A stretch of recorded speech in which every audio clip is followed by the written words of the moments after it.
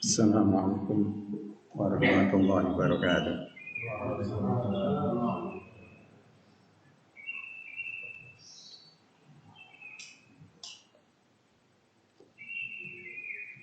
Alhamdulillah. Wassalatu wassalamu ala Rasulillah wa ala alihi wa ashabihi wa man wala.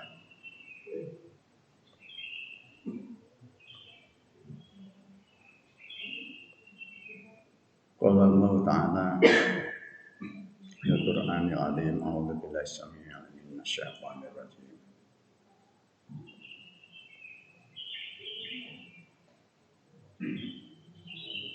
Kullu syai'in halikun illa wajhah.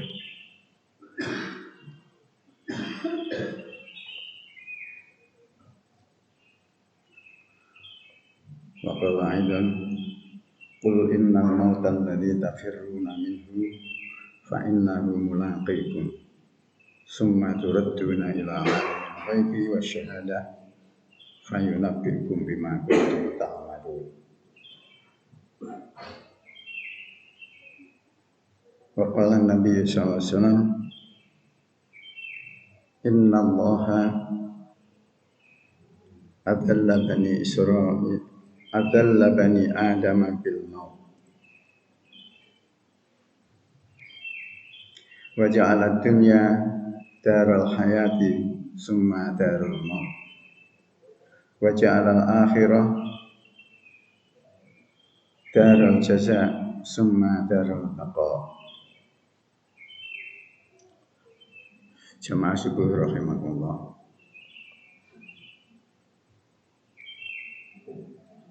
Alhamdulillah kita bertemu kembali dalam keadaan sehat walafiat. Kita sudah sampai pada nasihat yang ke-10 dari Ali bin Abi Thalib.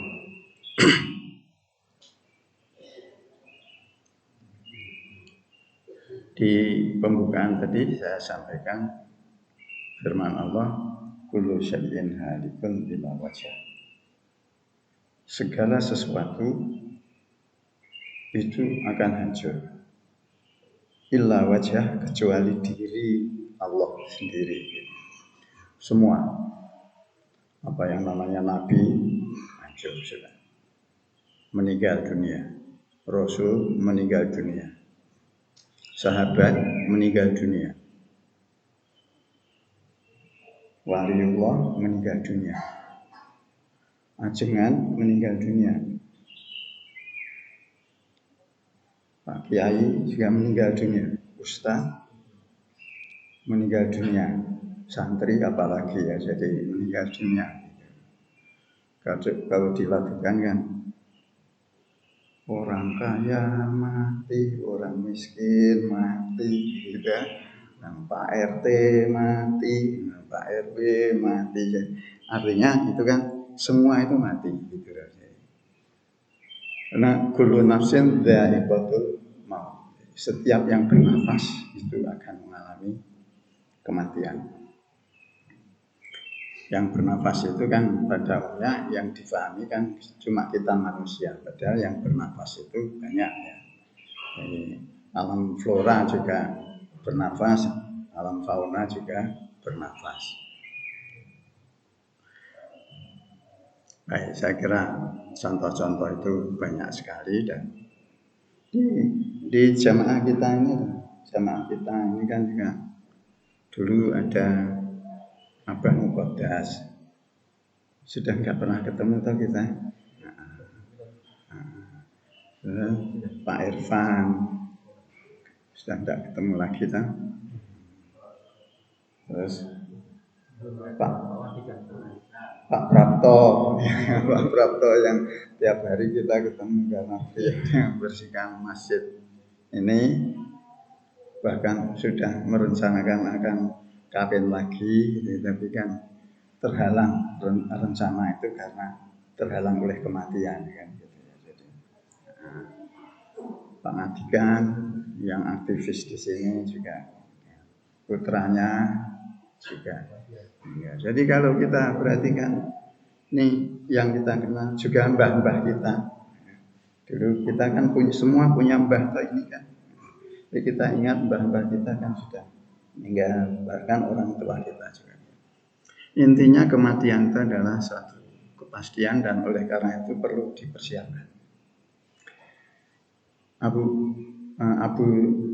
Ali bin Abi Thalib memberikan nasihat yang ke-10 ini tentang kematian.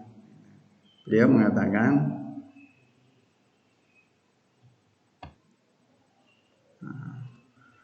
mengatakan bahwa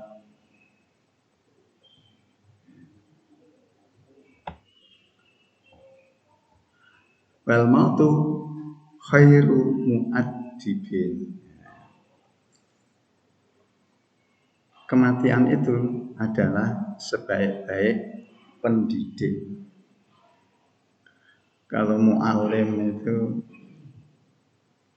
pengajar, mu'addib itu pendidik. Nah, jadi ini isinya bunyinya tertukar gitu aja, mu'addibin tapi dibaca mu'addabin. Tulisannya bodoh, tulisannya sama. Jadi mu'addibin itu yang mengajar, mu'addabin yang mu'addibin itu pendidik, kalau mu'addabin itu yang dididik. Jadi hurufnya sama, bunyinya beda, tapi artinya beda jauh. Oke. Dalam hadis juga disebutkan kafa bil mauti wa'idho. Cukuplah kematian itu hendaknya menjadi nasihat bagi kita yang masih hidup ini. Meskipun banyak peristiwa kematian yang banyak dulu tahun 19 ya, atau tahun berapa itu banyak itu urusan kita tentang pemilihan umum banyak yang meninggal ya sekitar 600-an. Itu nyawa semua itu. Jadi terakhir itu peristiwa Kanjuruhan kan. Kanjuruhan yang datanya berkembang terus dan memang itu bisa. Tadinya diingkari untuk 127. Enggak 127, ternyata terus 130, terus sekarang 131. Nah, semua kejadian dari tadinya hidup kemudian mati. Tinggal mencari sebab kematiannya. Nah itu terus engkel-engkelan sampai sekarang belum selesai itu ya.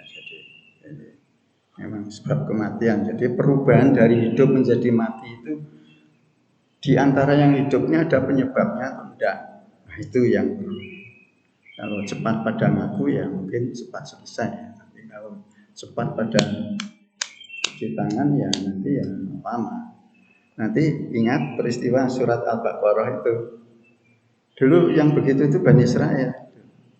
Ada peristiwa kematian tapi pada mengingkari siapa yang membunuh tidak jelas, maka kemudian Allah memerintahkan pada Musa untuk mereka masyarakat yang bersengketa itu suruh nyembelih sapi betina kayak gitu ya.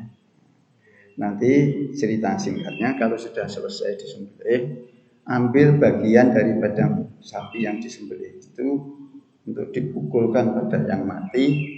Nanti dengan takdir Allah dia akan hidup kembali dan bisa ditanya yang bunuh kamu siapa. Setelahnya itu akan dimatikan lagi.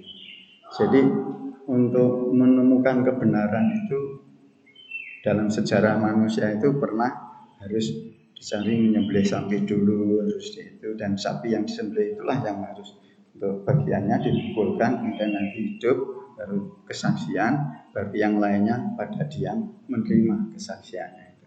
Habis itu dimatikan. Banyak kisah-kisah itu banyak sekali itu ya. Bani Israel itu banyak sekali, antara lain juga minta melihat Allah dengan telanjang kepala gitu, dengan telanjang mata, dengan mata kepala.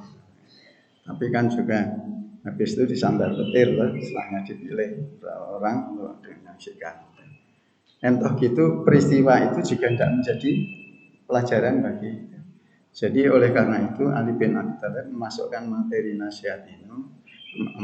Materi nasihat ini adalah sangat baik. Wal mautu khairul mu'addibin. Kematian itu adalah pendidik yang baik. Pendidik untuk siapa? Untuk kita. Baik keluarga yang mati maupun keluarga yang belum dimatikan gitu kan. Itu adalah pendidikan yang baik. Kematian itu peristiwa yang tanpa kata-kata bagi hati dan pikiran yang hidup dan bersinar, disinari oleh cahaya hidayah, maka dia akan menangkap pesan kematian itu dan akan menjadikan pendidik bagi dirinya. Oke, banyak sekali ayat-ayat berkenaan dengan kematian, tapi di sini saya sampaikan beberapa saja karena sebentar lagi saya akan berurusan dengan kereta api, jadi tidak mau suruh menunggu itu dia. Oke, jadi tabarakalladzi biyadil mulk. Maha sucilah Allah, maha suci Allah, alladzi biyadil mulk, yang di tangannya lah, dalam genggamannya, dalam kekuasaannya, apa di tangannya, al-mulku kekuasaan itu ada. Wa huwa ala kulli syai'in qadir, dan dialah zat yang maha kuasa atas segala sesuatu.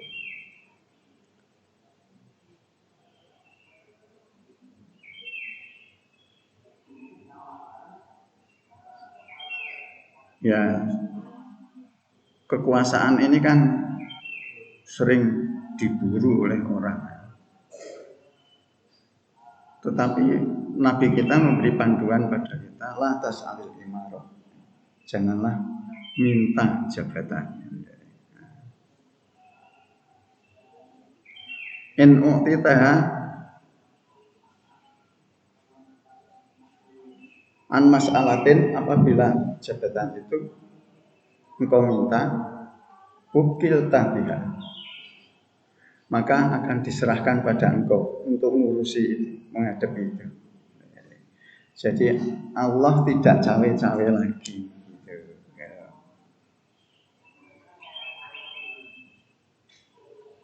In u'tiha min ghairi mas'alatin, apabila itu jabatan diberikan tanpa karena permintaan, tanpa karena diminta, oin tabiha, maka dengan jabatan itu engkau ditolong. Siapa yang menolong? Allah. Yang menolong Allah.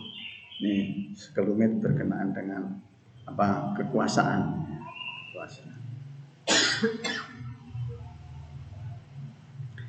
Ada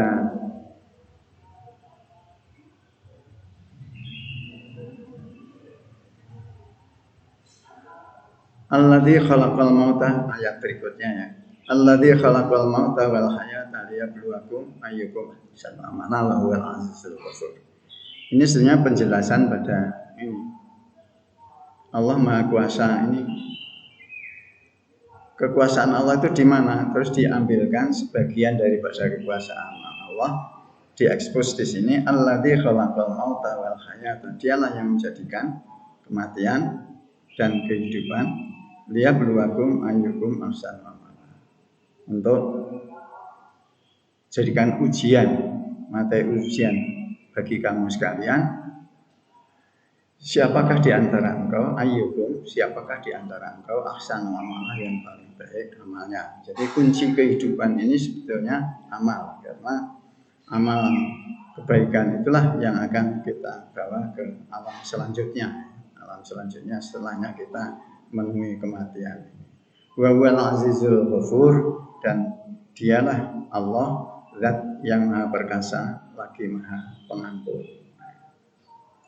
Perkasa lagi maha pengampun.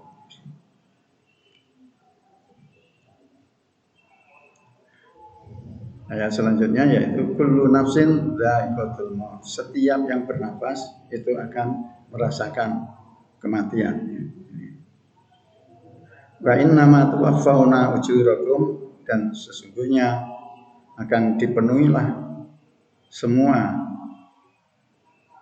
apa yang menjadi pahala kamu yaumal qiyamah, pada hari kiamat. Jadi amal yang kita bisa selesaikan di dunia itu taken prestasinya dijanjikan Allah secara sempurna diberikan pada hari kiamat. Terus di dunia ini kita dapat apa? Dapat juga DP-nya gitu ya.